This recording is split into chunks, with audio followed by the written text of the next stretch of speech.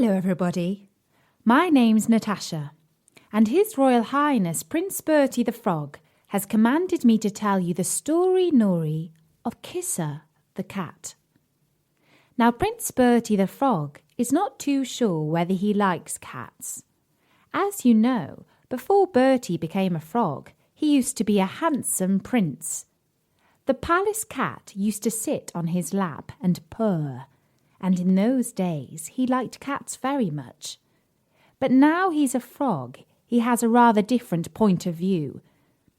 If you are a frog and you see a cat who is much bigger than you and who has very sharp claws, you can get a little bit frightened, especially when it's in the habit of creeping silently up behind various birds and creatures and jumping on them. But this story is about a very nice cat called Kissa, and it's from Andrew Lang's Brown Fairy book. Once upon a time, there lived a queen who had a beautiful cat, the colour of smoke, with china blue eyes, which she was very fond of. The cat was constantly with her, and ran after her wherever she went, and even sat up proudly by her side when she drove out in her fine glass coach. "Oh, pussy," said the queen one day, "you are happier than I am, for you have a dear kitten just like yourself, and I have nobody to play with but you." "Don't cry," answered the cat, laying her paw on her mistress's arm. "Crying never does any good. I will see what can be done." The cat was as good as her word. As soon as she returned from her drive, she trotted off to the forest to consult a fairy who dwelt there, and very soon after the queen had a little girl who seemed to be made out of snow and sunbeams, and she called her Princess Ingiborg. The queen was delighted, and soon the baby began to take notice of Kissa the kitten as she jumped about the room, and would not go to sleep at all unless the kitten lay curled up beside her. 2 or 3 months went by, and though the baby was still a baby, the kitten was fast becoming a cat. And one evening when, as usual, the nurse came to look for her, to put her in her baby's cot, she was nowhere to be found. What a hunt there was for that kitten, to be sure! The servants, each anxious to find her, as the queen was certain to reward the lucky man, searched in the most impossible places. Boxes were opened that would hardly have held the kitten's paw. Books were taken from bookshelves, lest the kitten should have got behind them. Drawers were pulled out, for perhaps the kitten might have got shut in.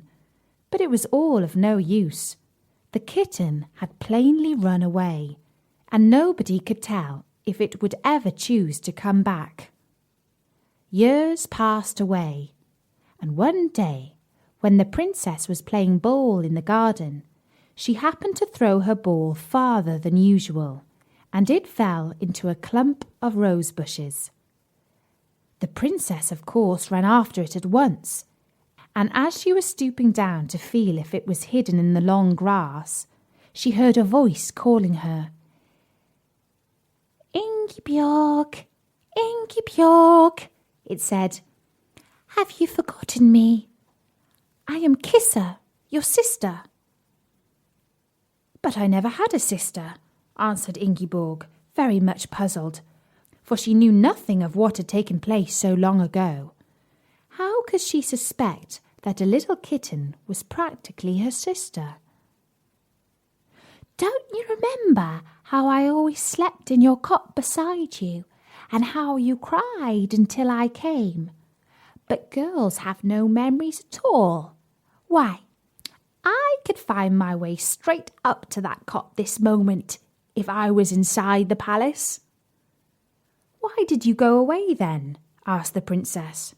But before Kissa could answer, the little Princess Ingiborg's attendants arrived, breathless on the scene, and were so horrified at the sight of the strange cat that Kissa plunged into the bushes and went back to the forest. The princess was angry with her ladies-in-waiting for frightening away her old playfellow.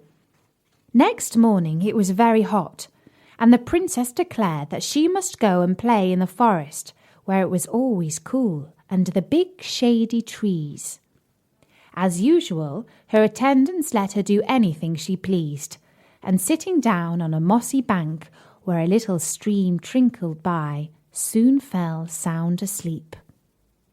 The princess saw with delight that they would pay no heed to her, and wandered on, expecting every moment to see some fairies dancing round a ring, or some little brown elves peeping at her from behind a tree. But alas, she met none of these. Instead, a horrible giant came out of his cave and ordered her to follow him. The princess felt much afraid, as he was so big and ugly, and began to be sorry that she had not stayed within reach of help. But as there was no use in disobeying the giant, she walked meekly behind. They went a long way, and Princess Ingiborg grew very tired, and at length began to cry. "I don't like girls who make horrid noises," said the giant, turning round. "But if you want to cry, I will give you something to cry for." And with these words he started to draw his axe from his belt. Ingiborg became very frightened and started to run. Fortunately, although the giant was very big and had long legs, he was also very fat, and he couldn't run quickly. As Ingiborg escaped, she lost her slippers that were embroidered with gold thread and studded with precious stones, for they were very special slippers made for a princess. On she ran in her bare feet, which soon became very cut and full of thorns. She did not look round to see the giant stopping down to pick up her expensive slippers. She ran into a part of the forest that was too thick and overgrown for him to find her, and finally she got away from that wicked giant, who would surely have killed her with his axe if he could have done. But now she was quite lost. How long it was since she had set out in the morning she could not tell. It seemed years to her. Her legs were cut by brambles and thorns, and a wasp had stung her on her nose. Eventually she lay down and started to cry. Darkness came over, and she was shivering all night with cold. When she woke up, she was hungry and thirsty. "Now I shall surely die," she said to herself. When the sun was high in the heavens, she heard the sound of wheels, and then, with a great effort, for her throat was parched with fright and pain, she gave a shout. "I am coming!" was the answer, and in another moment a cart made its way through the trees, driven by Kissa, who used her tail as a whip to urge the horse to go faster. Directly Kissa saw Ingiborg lying there, she jumped quickly down and lifted the girl carefully in her two front paws, laid her upon some soft hay, and drove her back to her own little hut. In the corner of the room was a pile of cushions, and these Kissa arranged as a bed. Princess Ingiborg, who by this time was nearly fainting from all she had gone through, drank greedily some milk, and then sank back on the cushions while Kissa fetched some dry herbs from a cupboard, soaked them in water, and tended to her cuts and bruises. The pain vanished at once, and Ingiborg looked up and smiled at Kissa. "You will go to sleep now," said the cat, "for you have a fever and must rest. You will not mind if I leave you for a while? I will lock the door, and no one can hurt you." But before she had finished, the princess was asleep. Then Kissa got into the cart, which was standing at the door, and catching up the reins, drove straight to the giant's cave. Leaving her cart behind some trees, Kissa crept gently up to the open door, and crouching down, listened to what the giant was telling his wife, who was at supper with him. "The first day that I can spare, I shall just go back and kill her," he said. "It would never do for people in the forest to know that a mere girl can defy me." And he and his wife were so busy calling Ingiborg all sorts of names for her bad behaviour that they never noticed Kissa stealing into a dark corner and upsetting a whole bag of salt into the great pot before the fire.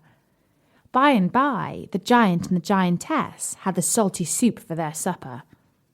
"Dear me, how thirsty I am!" cried the giant after supper, for the salt had made him so thirsty. "So am I," answered the wife. "I do wish I had not taken that last spoonful of broth.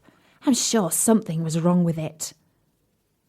"If I don't get some water, I shall die," went on the giant, and rushing out of the cave, followed by his wife, he ran down the path which led to the river.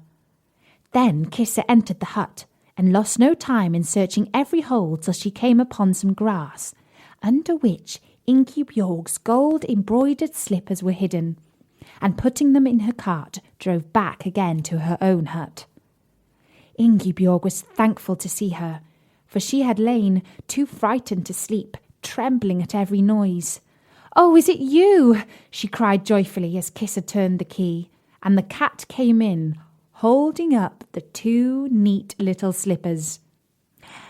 "Now, if you are feeling better, it is time to take you home," said Kissa. When the cat drove the cart up to the palace gate, lashing the horse furiously with her tail, and the king and queen saw their lost daughter sitting beside her, they declared that no reward could be too great for the person who had brought her out of the giant's hands. "We will talk about that by and by," said the cat, as she made her best bow. The princess was very unhappy when Kissa left her without even bidding her farewell. She would neither eat nor drink, nor take any notice of all the beautiful dresses her parents had bought for her. "She will die unless we can make her laugh," one whispered to the other. "Is there anything in the world that we have left untried?" "Nothing except marriage," answered the king.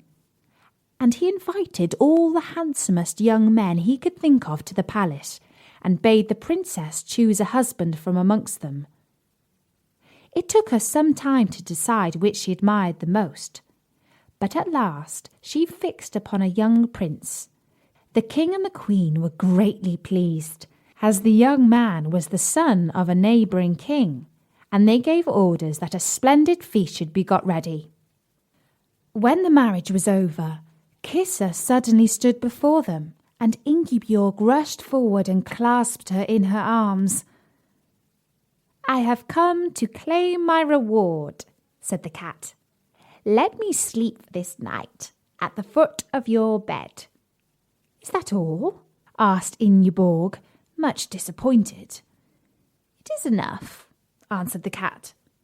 And when the morning dawned, it was no cat that lay upon the bed, but a beautiful princess.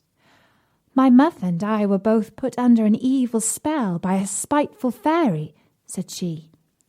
"We could not free ourselves till we had done some kindly deed that had never been wrought before. My mother died without ever finding a chance of doing anything new. But I saved you from the giant, and now am turned back into a princess." Then they were all more delighted than before, and the princess lived in the court until she too married. And that's the story, Nori, of Kissa the cat, who was really a princess. Bertie the frog likes this story, Nori. He hopes to turn back into a royal person one day, just like Kissa the cat did. You can help him by listening to all his free stories, which you can find on storynori.com. While you are there, you can also drop into Bertie's online shop. I'll be back with another story, Nori, soon. Until then, from me, Natasha. Bye-bye.